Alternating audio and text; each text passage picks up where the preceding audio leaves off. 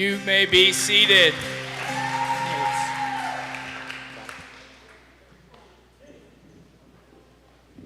What is up, everyone?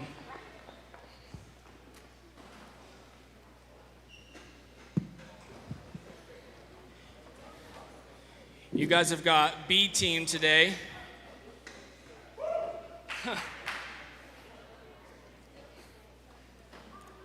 Okay, how's everyone doing? Good, everyone good?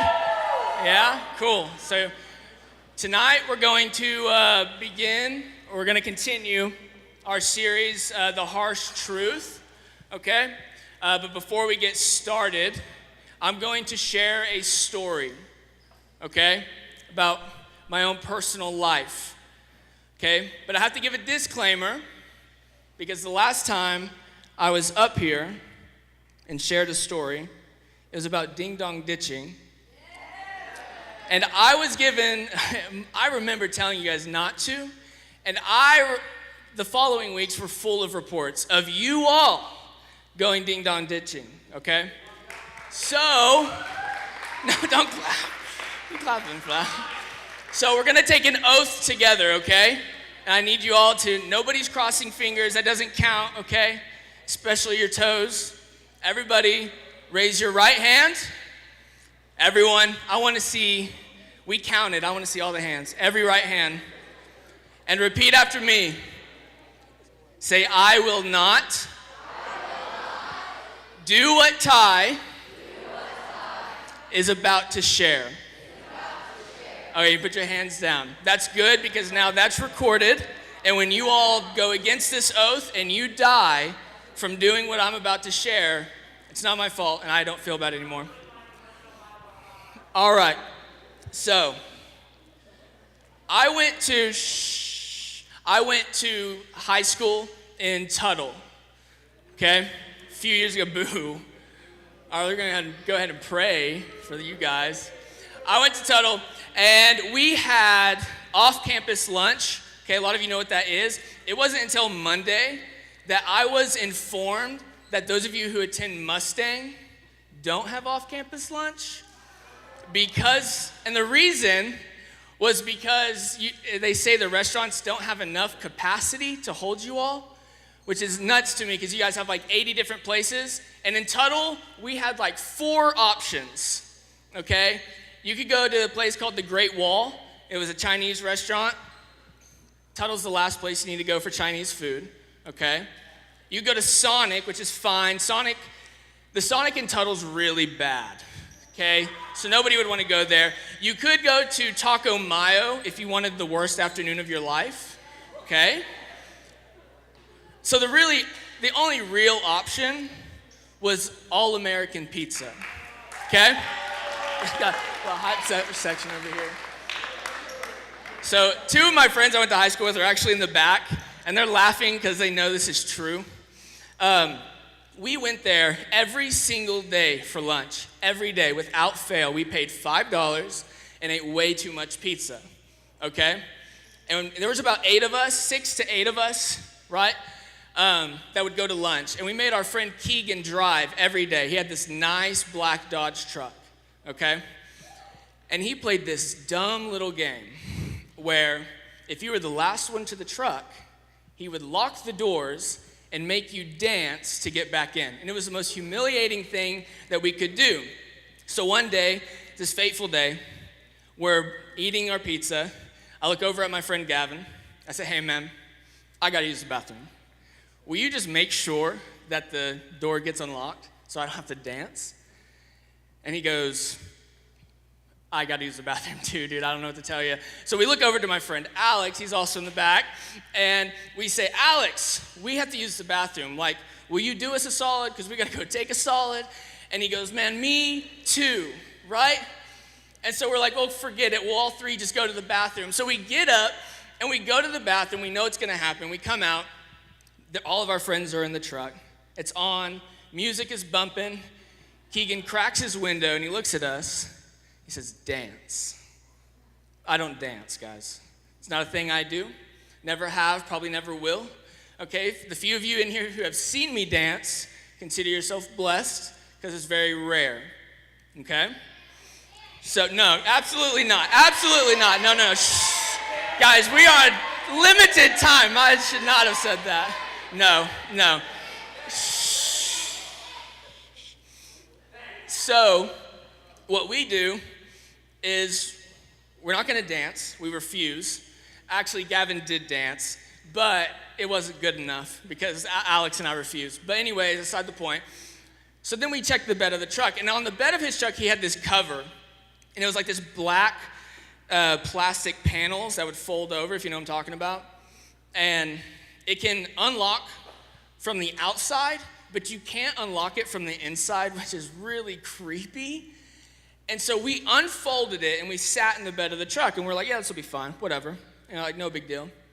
Like, we'll ride back here. And then all of them that were in the truck, in unison, hopped out and unfolded the panels. And now we're stuck in the bed of the truck. It's pitch black. We can't see anything. It's not ideal, but we were like, yeah, we've been stuck in worse spots before. This is okay. We'll just ride like this back to the school. Truck starts going, and we're driving around. Next thing I know, we hit a gravel road. And I'm thinking, there's no gravel road between All American Pizza and the school. And then the truck stops. And we hear Keegan get out of the truck, and he goes, hold on. So then he jumps back in the truck, and my dad's looking at me weird. He's disappointed. And he hops back in the truck. Those tires start to spin, okay? Now he starts going left and right, zigzagging. I don't even know where he was or how he had this much room. He started doing donuts one way, then he'd hit the brakes and do donuts the other way. And we're like, Alex is laughing. He's saying, man, we're going to die. Gavin is crying. He's like, yeah, we are. No, he wasn't crying. But we're like freaking out. But it's kind of fun. It's kind of exciting, like the most intense roller coaster, right? That none of you are ever going to go on, okay? And then all of a sudden, it all went wrong. And Keegan punched it hard to the left. It was the sharpest turn he took. And that sent all of us flying to the right side of the bed of the truck. So it's me in the middle, there's Alex on my left, there's Gavin on my right.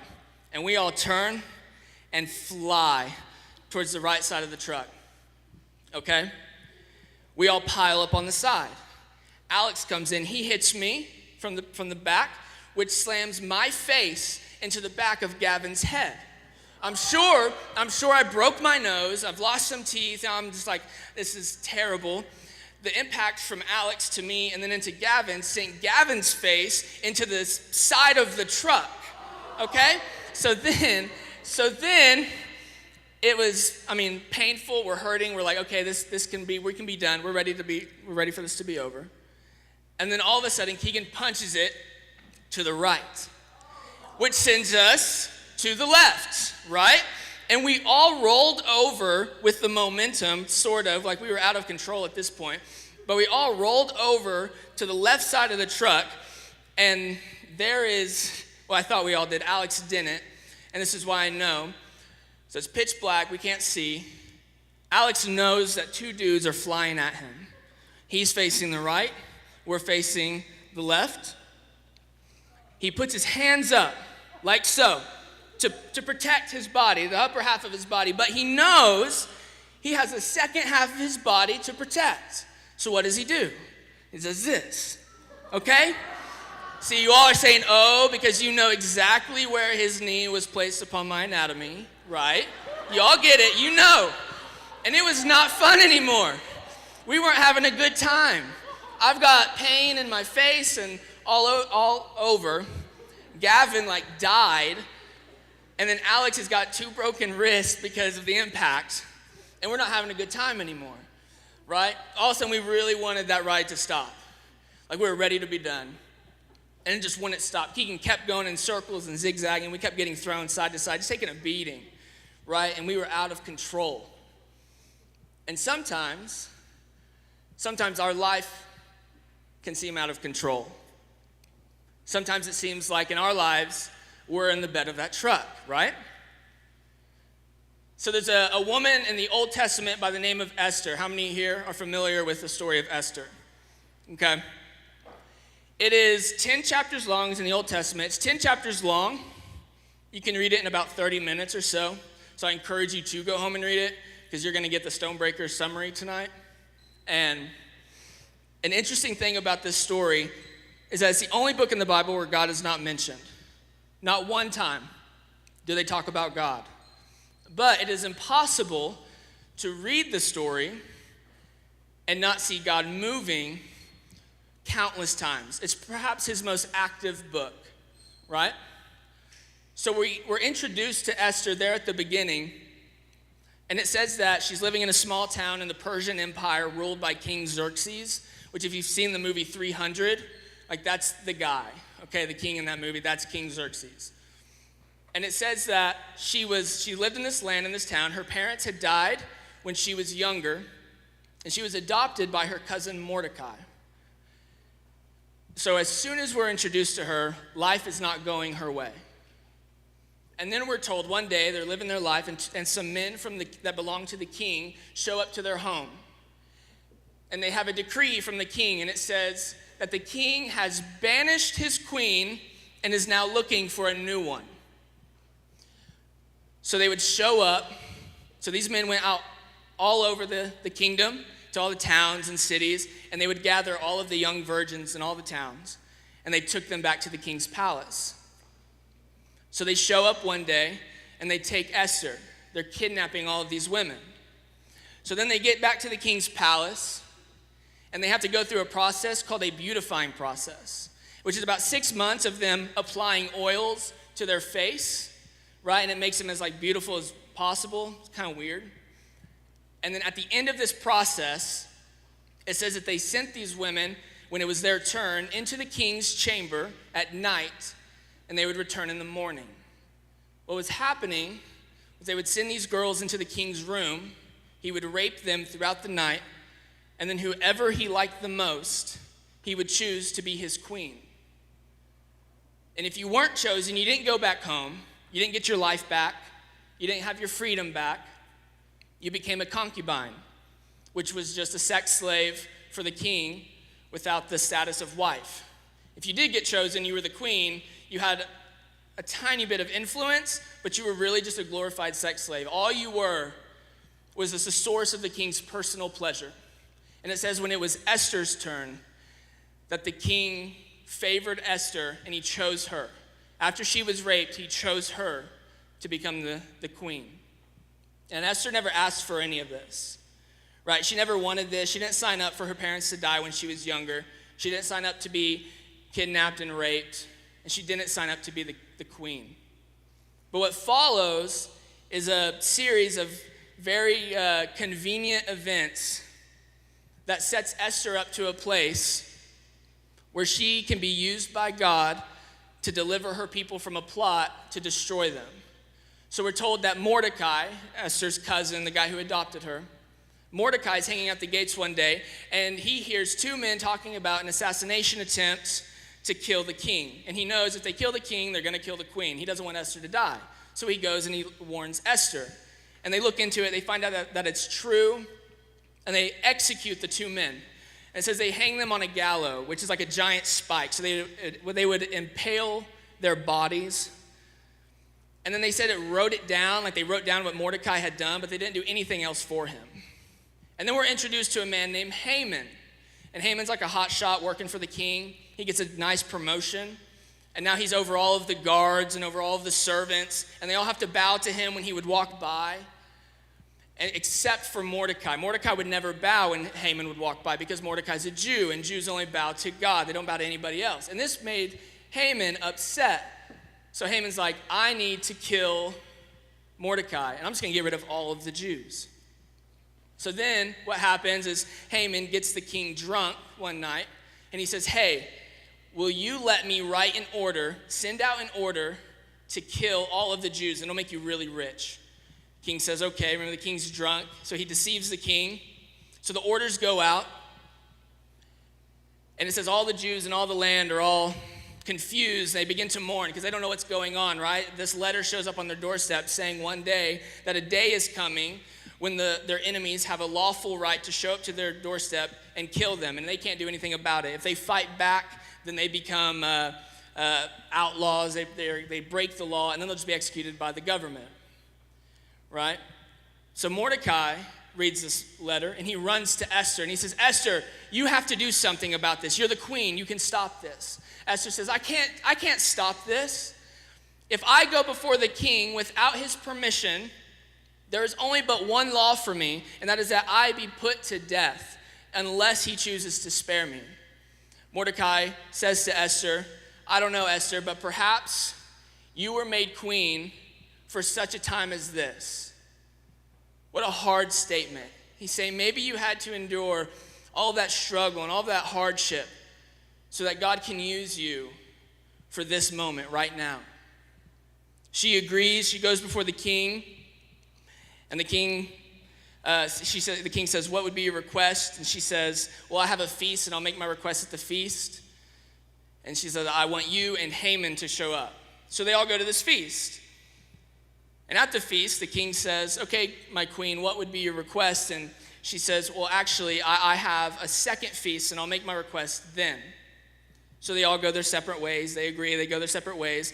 And it says Haman went home, and he's all smug and proud. He got invited to this feast with just the queen and just the king. He's made it. He's bragging to all of his friends and family. And he's like, I'm the guy, but I still don't like Mordecai. I got to get rid of him. And they say, well, maybe you should try to kill him before the appointed day. He says, oh, that's a good idea. So he orders his men, his servants, to build the largest gallows like in all of the land, like the biggest spike. And he was going to impale Mordecai. So he's like, I'm going to go ask the king right now. And at that moment, so he heads off to the king. And at that moment, the king conveniently is unable to sleep. Right? So he does what every grown man who can't sleep does. He has someone read him a bedtime story. Right? And the servant who reads the story, he just so happens to read the story of Mordecai and how he revealed the plot.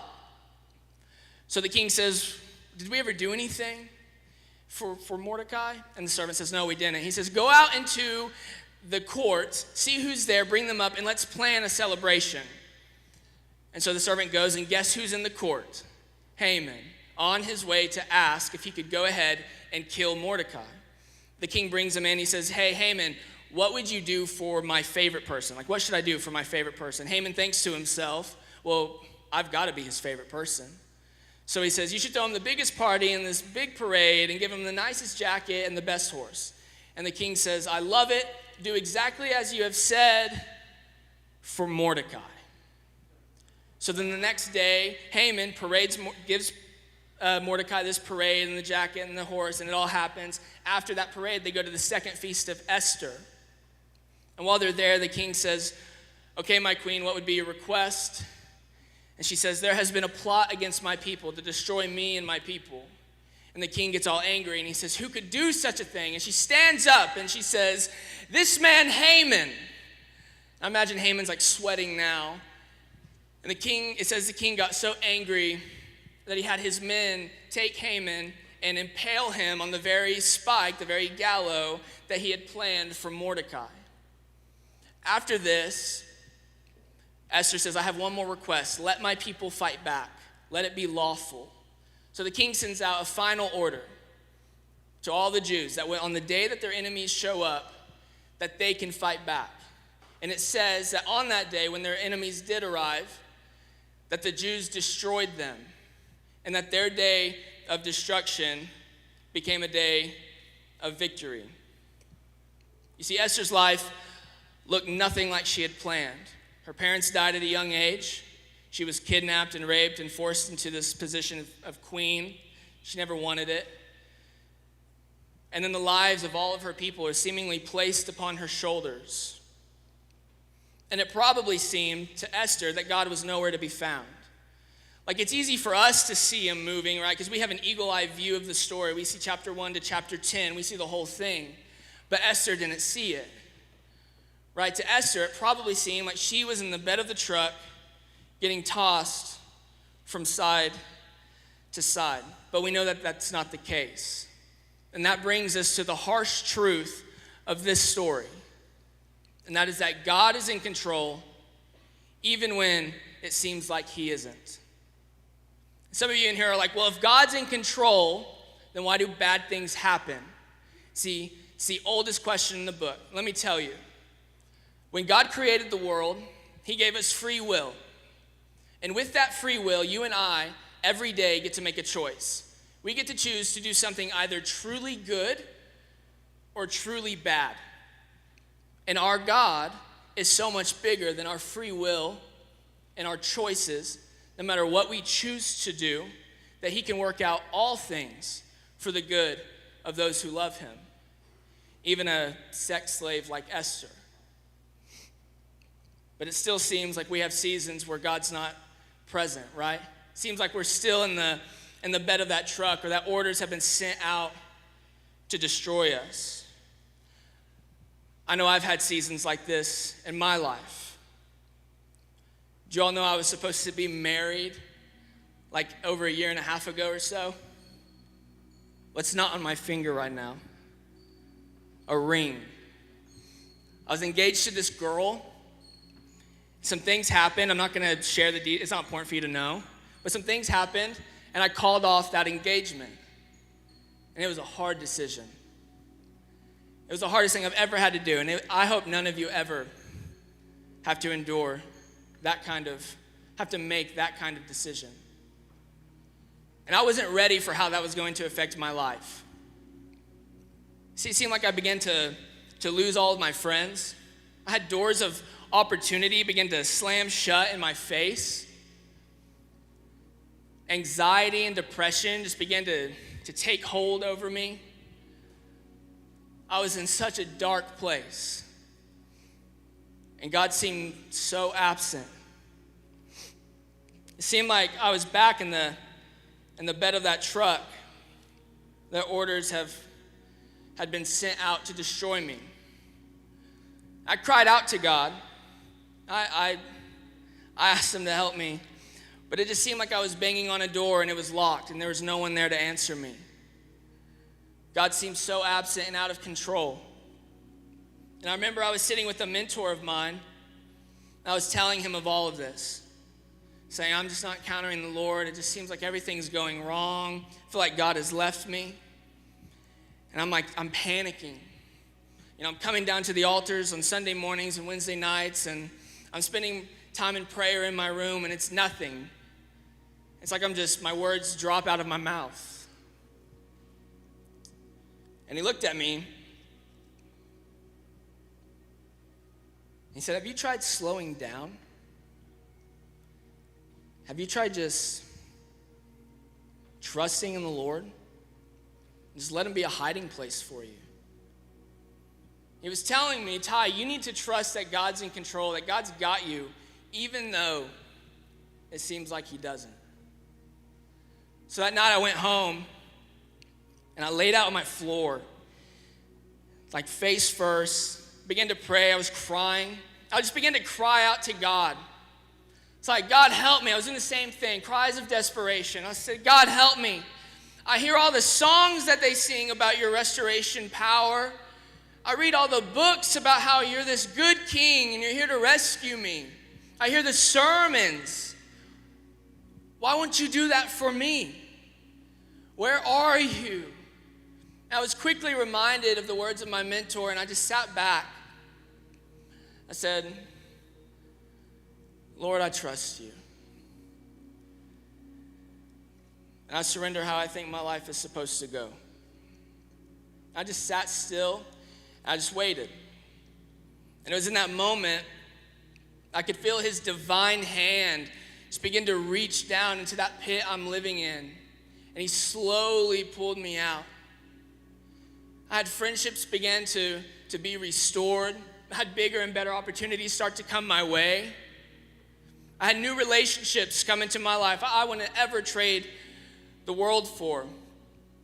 You see, sometimes in our lives, when God seems absent, it is the product of our panic. We cry out, but we never take time to sit still. It is our very cries of desperation that keep us from him and his soft presence. And some of you in here, have felt like you are in the bed of that truck, or that orders have been sent out to destroy you, and God seems absent. Let me encourage you. God has not left you. He sees you. He's fighting for you. You need only to be still. And so tonight, that's what we're going to do. If you all stand with me.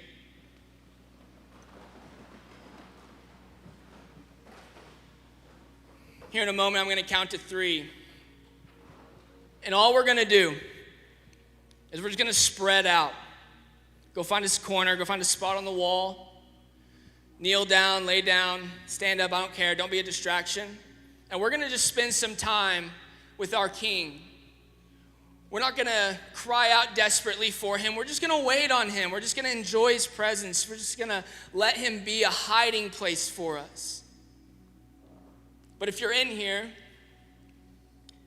and you say, Ty, right now my life is like a war zone. Right now I'm living in a pit. Right now, this day, I feel like I'm in the bed of the truck.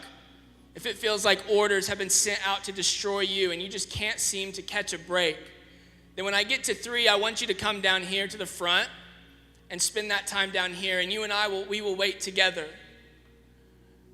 Don't worry about everybody else. Don't worry about what they're doing or what they think. Your restoration is infinitely more important than the opinion of the person sitting next to you. On the count of 3, we're going to spend time with our King. 1, 2, 3.